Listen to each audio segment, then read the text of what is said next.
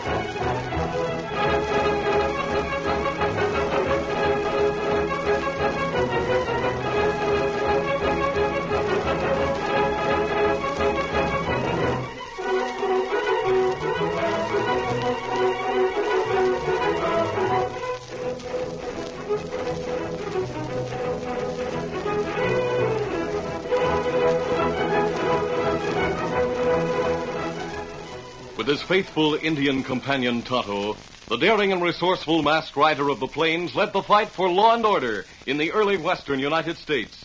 Nowhere in the pages of history can one find a greater champion of justice. Return with us now to those thrilling days of yesteryear. From out of the past come the thundering hoofbeats of the great horse Silver. The Lone Ranger rides again. Come on, Silver! Let's go, big fellow! Hi-Yo Silver! Hi!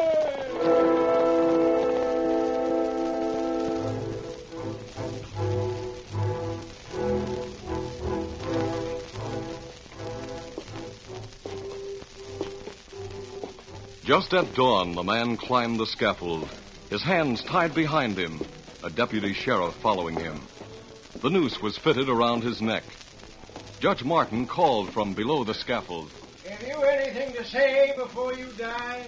Yes, I'm innocent. The judge shook his head. A moment later, the trap was sprung and the man dropped to his death. He had been caught red-handed in his crime. But people knew that he was only one of the band of outlaws that had been terrorizing the trail between Bannock and Virginia City. From the man's last words, they started calling the gang the Innocents. And the name was on everyone's lips for the next month because after the hanging, there were more and more holdups and murders. Got all his dust? Sure. Then shoot.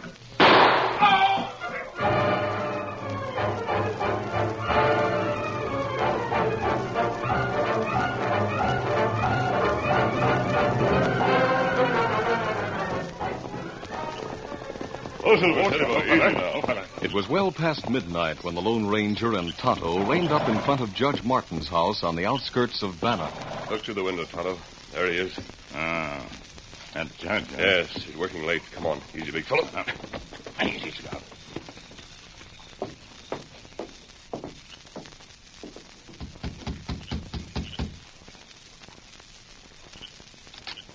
What can I... You're masked. Don't you recognize me, Judge? Is it? It is. It's you at last. Come in and welcome. Thanks. This is Tonto. How? I'm pleased to meet you, Tonto. If you'll just wait a minute while I draw the curtains across the windows. Well, that's a good idea. Now come over here and sit down. I'd almost given up hope. The only way I knew how to reach you was through the Padre. We didn't stop at the mission until last week. And we came directly here. Well, I'm glad. We need your help. Your letter said you did. Even more than when I wrote it. The innocents are getting worse. There have been 10 holdups during the past 2 weeks. There have been 5 murders. Between here and Virginia City? Yes. It isn't safe for a man to carry gold dust on the trail. They always seem to know. How? I can't tell you. Must mean there are members of the gang in both towns. I'm sure of it. And your sheriff hasn't been able to find any clue to their identity? None at all. Oh. Of course, Charlie was up in Montana when they started operating. Charlie? Charlie Webb, the sheriff. See. He didn't get back until after we caught the first one. The only one, I should say. Oh, he's done his best, I know, and he's able and courageous. But the innocents are more than a match for him. You believe there are a lot of them? Yes, and they're well organized. Their leader must be a brilliant man. That's why we need someone like you to track down these killers and bring them to justice. We'll do our best, Judge. Would you like to meet the sheriff? No, not right away. Tonto and I'll take a look around first. Whatever you think best. But if there's anything that I can do, please let me know. Well, there's only one thing I ask. What? For the time being, don't mention our being here to anyone.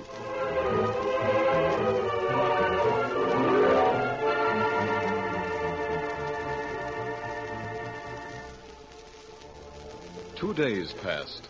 2 days that were exceptionally quiet for Bannock. Not a robbery was reported on the trail. But on the evening of the second day, Sheriff Webb called at Judge Martin's house. Judge, during the past 2 days, 4 men left Virginia City who never reached here. What's that? It's true.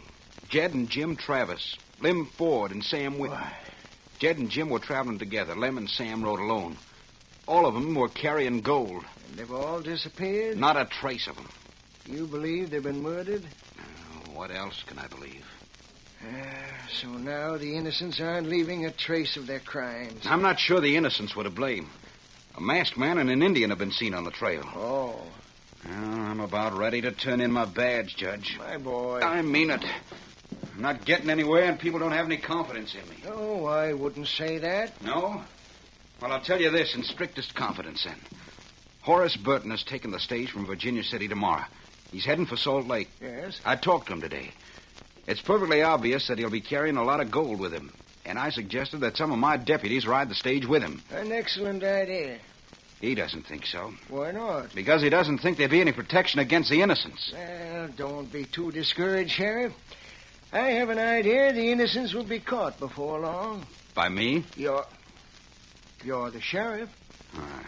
I thought you might have had some word that troops were being sent here. Well, that might happen, too. Now, don't worry, my boy. Just do the best you can. I will. I'm sorry to have troubled you. So that's perfectly all right. I'll say good night. Good night, my boy.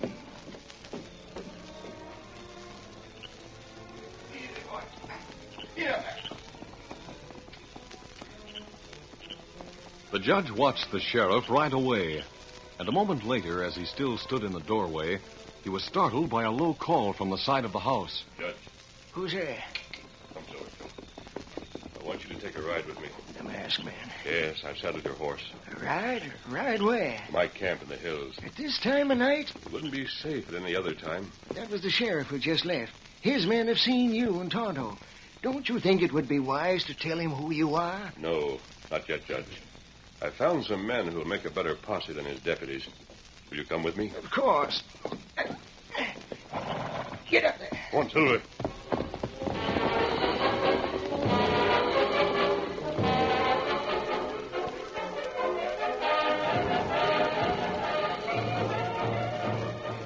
The Lone Ranger led the way into the hills for several miles. Then he and the judge turned into a wooded ravine.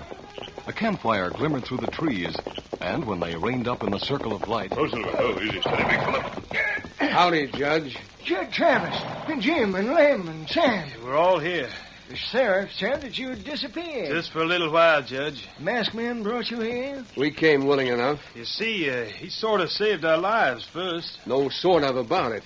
What happened? Well, sir, a couple of the innocents held me and Jim up. Same thing happened to Lem and Sam. That's right, Judge. The masked man and the Indian came along at the right time, got the drop on the road agents. Took their guns and sent them hightailing. You caught some of those crooks and you let them get away? There was a reason for that, Judge. We know there are a lot of them, and catching 2 or 3 won't help much. That's right. We want the whole caboodle. This is the posse I was talking about. Each of these men have a good reason for wanting the innocents behind bars. Sure do. And there are others who have been held up who feel the same way. I've got a list here, Judge. All of them in Bannock. We want you to pass the word to them tonight to meet us out here. George Foster, Al Lanky, Albrecht. Yes, of course, Jed. Now, Masked Man, have you told these men who you are? They know I'm a friend of yours and that I'm against the innocents. They've agreed to forget about my mask. He's the man who saved our lives. That's enough for us. That's right. When you get these new recruits, what are you going to do then? That depends on the innocents. Well, I still think it was a mistake to let even one of them escape. I'll follow them. We know where they can be found. Where? Who are they? One of them is a stage driver. Really? Ed Reddick. Another runs the way station, and a third works at Pete Daly's roadhouse. Oh, connected with the stage line. Masked Man, Yes, Judge? Horace Burton is taking the stage from Virginia City tomorrow morning, and he's refused any protection from the sheriff. The innocents will know all about his trip. They'll hold him up. They may try, Judge. Will you get back to town right away and contact the men on that list? Yes, but should... And not a word to anyone else. Not even to the sheriff? No, Judge. All right. That's the way you want Hey, it. somebody's coming. Yes, it's Tonto.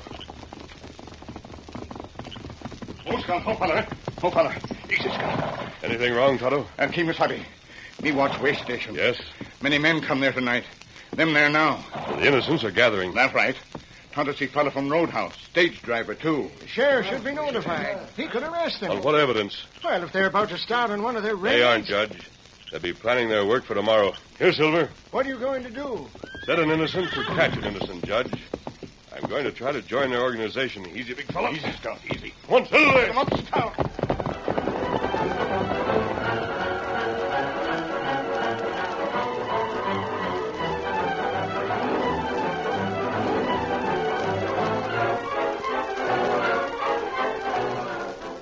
At the Rattlesnake Ranch way station, a smoky oil lamp lighted the faces of 12 men. Quirt Manson, who ran the way station, sat behind a table facing them. I had a talk with the boss. He wants me to make sure you all know what you're expected to do tomorrow. Well, I got something else to bring up. Wait a minute, Ed. You'll be driving a stage. Yeah, it just happens to be my regular run. And it looks like there'll only be Burton and the guard he's hired for passengers. That's right. Well, we don't do nothing until after it passes Daly's roadhouse. As soon as Ed gets his horses changed there and starts on again, Casey'll hightail it through the hills to the canyon where you'll all be waiting. He'll give you the word that Burton's on board. Everybody got that straight? Yep. The boss will take charge of the canyon. What's he gonna do about that masked man? We'll take care of him after we take care of Burton. What if he holds me up before I get to the canyon? Are you talking about me? Wait, you're covered. I advise you to keep your hands away from your gun. You got a lot of nerve, Masked Man. Oh, there's no reason why our talk can't be friendly. What's on your mind? Same thing that's on yours. Horace Burton. All right, quiet, all of you. Quiet down. You've spoiled our play 3 times already. That's right. I can do it again. But I'm suggesting that we work together tomorrow instead of against each other. You want to come in with us? On one condition. What's that? That I get half of Burton's gold. Half of it? Hey, there's a lot of us. There's only one of you. You can take it or leave it. You can be with me or against me. Now, wait a minute. I think maybe we can work out a deal. You're not the leader of the innocents. Can you answer for him? Why, sure. We've been talking about you. He'd like you to join up with us. All I want is a yes or no. It's yes. And just tell me where and when, and I'll be there. Half a mile from here. In the canyon at 3 o'clock. Good. I'll be seeing you. The Lone Ranger slammed the door and leaped to Silver's back. The outlaws burst through the door. Ed Reddick raised his gun to fire after the dim figure disappearing in the murky night, but Quirt grabbed his arm. Let go! Oh, you fool. Shoot at him and he'll know we plan to double cross him. Just one shot. You can't even see him, let alone hit him. Shoot and he'll fire back. You're a perfect target in that light. Shoot and we won't have any chance to finish him off tomorrow.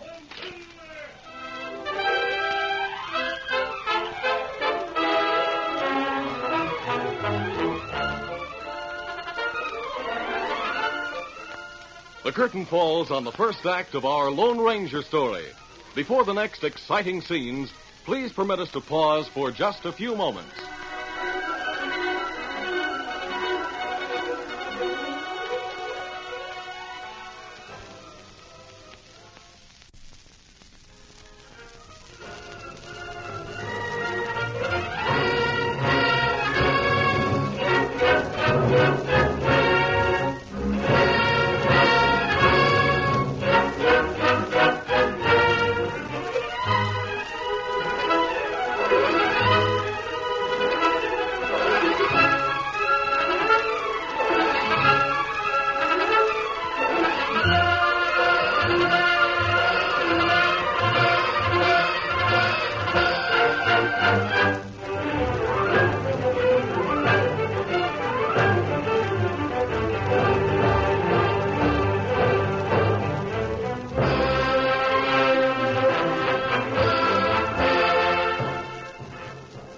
now to continue our story.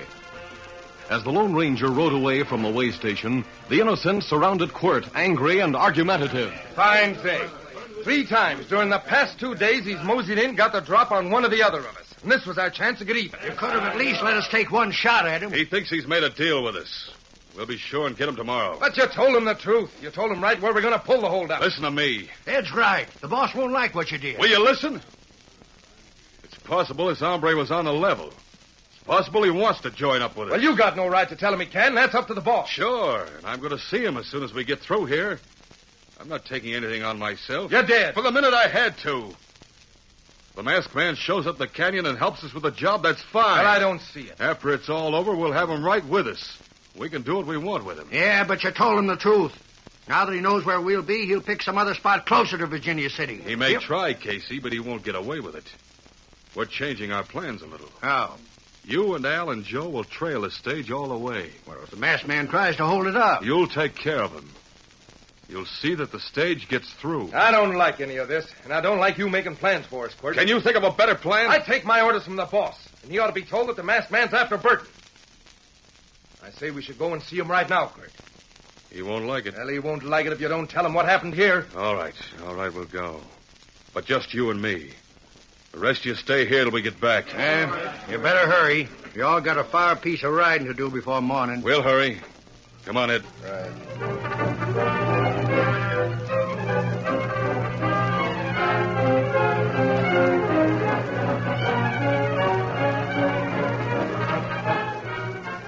Early the next morning, the Lone Ranger, disguised as a cowhand, walked into the stage line office in Virginia City and bought a ticket for Bannock. As soon as the stage rolled up in front of the office,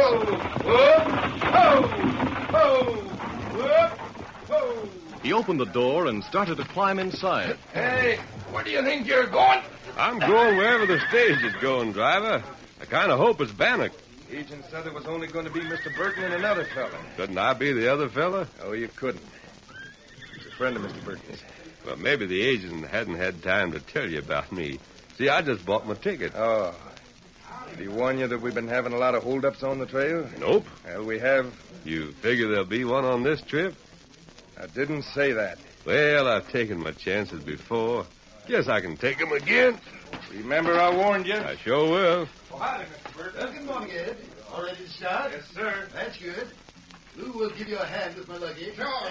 And Lou, you'll be riding up on the box of bed, eh? Yeah, sir. All right, Lou, I'll climb up. You Good morning, sir. Howdy. Are you going all the way to Bannock? I hope so. Yes, so do I. I take it you've heard about the Innocents. From what I've heard, it doesn't seem to be a very good name for them. Yes, no. Well, it's been quiet the last few days. Perhaps we can hope for a peaceful trip. Good morning, Mr. Burton. Sheriff, what are you doing here? I'm going to make this trip with you. Oh, Sheriff, I explained. I know you did. Lou's riding on the box with Head, and there's no better shot in the county. I've respected your wishes, Mr. Burton. I haven't made you conspicuous by assigning a posse to the coach. But I started thinking about it last night. Your safety is my responsibility. I rode all the way over from Bannock just to ride back with you. Well, I appreciate your concern. Still, I think it would have been wiser to let me slip quietly out of town. I'm sorry. We'll say no more about it. All your luggage been stowed away? Most of it's gone in the boot. I have a small bag here. I see. And what might your name be, stranger? My name? Well, it might be General Custer, Sheriff. I don't think Why don't we decide that it is for the duration of the trip? Then we'll all feel safer. Very good. Very good indeed, General. Though, personally, I wish you were the Lone Ranger. Here we go. Get up. Come on. Come on. Get up.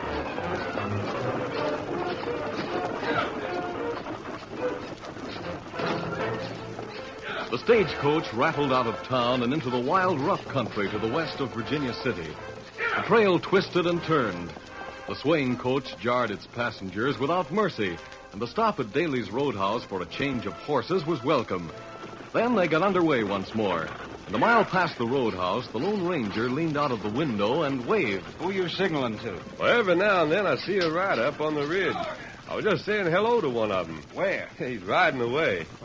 That's an Indian. You sure got good eyes, Sheriff. He's leading a white horse. I could make that out for myself. It's the same one. You seem to be excited, Sheriff. I've seen a masked man riding that white horse. I'd advise you gentlemen to make sure your guns are ready for use. You say so, Sheriff. I aim to please.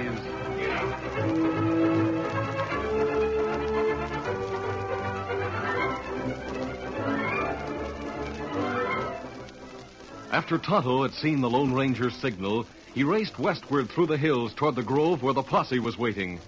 It was unnecessary to lead Silver, and the great horse loped easily at Scout's side. The country was rugged and the footing uncertain, but they were traveling at least twice as fast as the coach. And it was only 2 hours later when Tonto reined up at the grove. Oh, Scout. Oh, fella. Oh, fella. Oh, Silver. Oh, Silver. Oh, you're back, Tonto. Lone Ranger rides stage. That's going to be a mighty dangerous sport. You see men from gang? Jim and I did, Tonto. They're in Rattlesnake Canyon. Them see you? Shucks, no. We crawled up to the top of the ridge. Oh, that's good. Now, Tonto, show you a place near Canyon where we wait. You hear that, man? Get mounted. Tonto's going to show us where we'll wait for the stage. Let's go. All right. Come on, Jim. Let's go.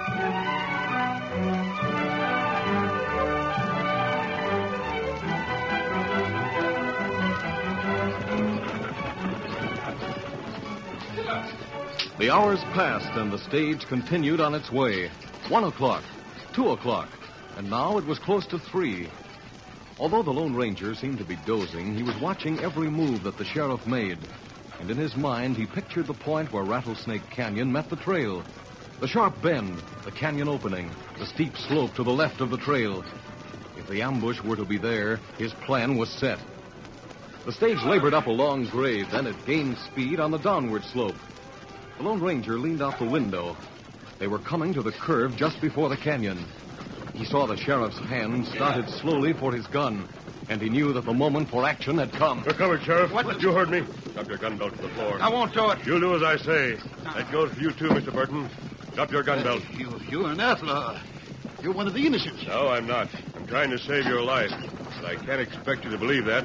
I'll have to take your gun. Now, hurry. Yes, sure. Yours go out the window, Sheriff. Yours, too, Mr. Burton. I've got an idea you usually wear a mask. Your guess is correct. Well, you've waited too long. We'll see. You are one of the innocents. What the sheriff meant was that the innocents are waiting around the next curve, waiting to hold up the stage. This man is our leader, Burton. Sheriff. You haven't got a chance, either of you. We won't be playing the game according to your rules. I'm going to leave you two inside here. I'm going up to the box. So you think you'll take over the team and make a run for it? Perhaps. Go ahead. Up there, you'll just stop a bullet all the faster. The Lone Ranger slipped through the window and started to pull himself up to the top of the coach. Ed, look out! Ed heard the sheriff's warning too late. The words were obscured by the sound of the stage, and when he turned, he was looking into the muzzles of the Lone Ranger's gun. You're not armed, Ed. Good. Why, Lou, don't try to level that rifle. Put it down and take the reins from Ed. What's going on here? Don't argue. You'll find out in a minute. Do as I say. Put down your rifle and take the reins. All right. That's it. Now back, Ed. Swing yourself down inside. Whatever it is you're trying to pull, you won't get away with it. Hurry up. I am. You handle the team all right, Lou. Don't it look like it? Yes, you're doing fine. If this is a holdup, it's It a isn't. funny. But the innocents are waiting around the next curve. Huh? Ed's one of them. That's why I had to get rid of him. It's an outlaw. There isn't time to explain. That's why you're taking orders at the point of a gun. But if the innocents are They're waiting... waiting at the opening of the canyon around the next bend. Rein up just as soon as you see them.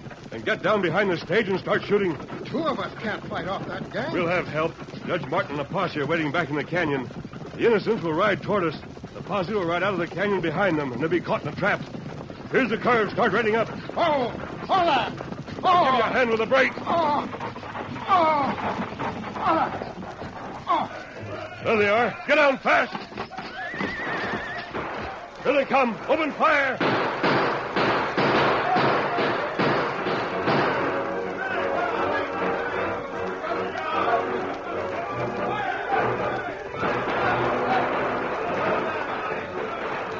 For 5 long minutes, the Lone Ranger and Lou held the innocents at bay. The two men's concentrated fire made the outlaws dismount and take cover. And then, as Quirt was urging them to close in, they heard a new sound behind them, the shouts of Judge Martin and the posse. The innocents fought desperately, but caught between two fires and with no chance for escape, they had only the choice of surrender or death. At last, they chose to surrender. The posse closed in and the gang was rounded up.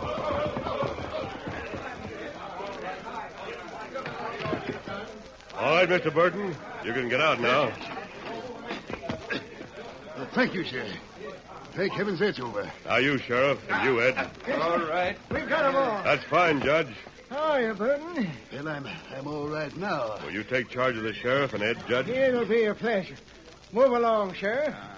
How does it feel to be under arrest? Why, Jim, tie these two up. Yes, sir, Judge. how did you ever guess it was the sheriff who was leading the innocents? We didn't. It was the masked man that did that. He knew that Quirt Manson was one of the gang. He followed Quirt to the sheriff's house last night. After that, it was a simple matter of putting two and two together. You said a masked man. What masked man? Why, the man who rode the stage with you. Why, there he is, riding that white horse. Just starting up the canyon with the Indian. He isn't wearing any mask. Well, he usually does. But to travel with you, he disguised himself. The Indian's name is Tonto. The white horse is called Silver. Silver? Then my wish was granted. Wish? Yes, Judge. And I suppose that's why I'm still alive.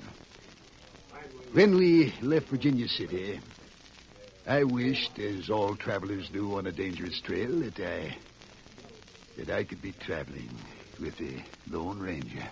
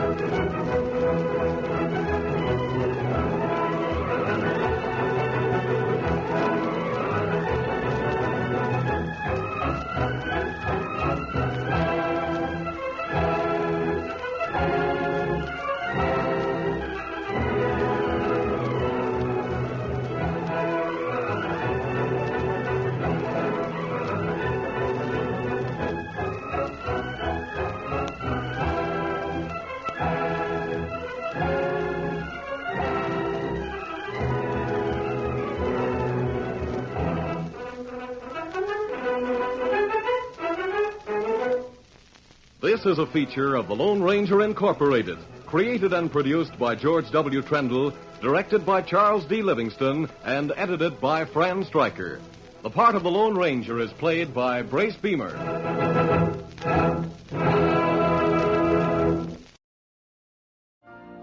You've been listening to the OTR Gold Network. Find more classic radio at otrgold.com.